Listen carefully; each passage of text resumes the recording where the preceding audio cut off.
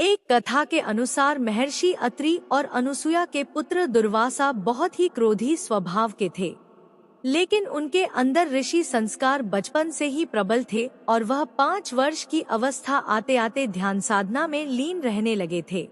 दरअसल दुर्वासा खुद महादेव के क्रुद्ध स्वरूप रुद्र के अंश से उत्पन्न हुए थे। क्रोध ही उनके स्वभाव का मूल था और वह तमाम ज्ञान हो पाने के बाद भी इसे नहीं त्याग सके थे।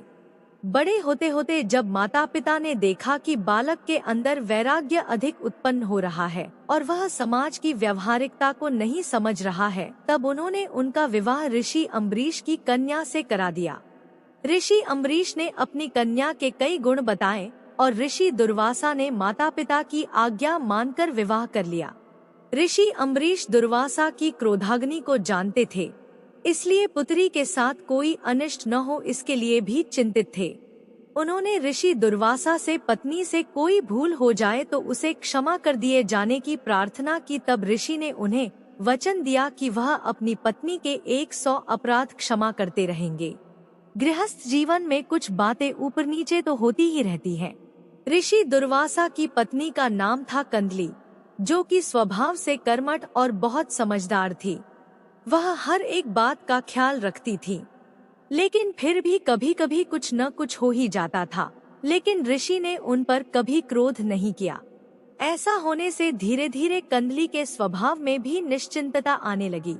लेकिन एक दिन ऋषि कहीं से प्रवास कर कुछ देरी से आए। रात में भोजन के बाद उन्होंने विश्राम के लिए कहा, साथ ही पत्नी से कहा कि मुझे कल ब्रह्मा मुहूर्त में जरूर उठा दे। मैं खुद भी कोशिश करूंगा, लेकिन थकान के कारण शायद ऐसा संभव न हो। ब्रह्मा मुहूर्त में ऋषिवर को जरूरी अनुष्ठान करना था। अगली सुबह कंदली की ब्रह्मा मुहूर्त में नींद तो खुली, लेकिन आलस के कारण न तो वह खुद उठी और न ही ऋषि को उठाया। सुबह सूर्योदय के बाद जब ऋषि की आंख खुली तो दिन चढ़ आया था।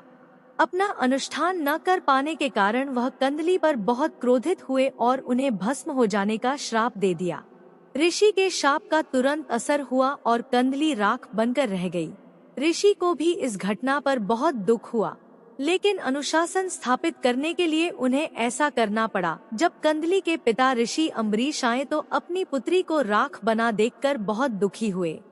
तब दुर्वासा ऋषि ने कंदली की राख को पेड़ में बदल दिया और वरदान दिया कि अब से यह हर पूजा व अनुष्ठान का बनेगी। इस तरह से केले के पेड़ का जन्म हुआ और कदलीफल यानी केले का फल हर पूजा का प्रसाद बन गया। यही वजह है कि केले के पेड़ की गुरुवार को पूजा होती है।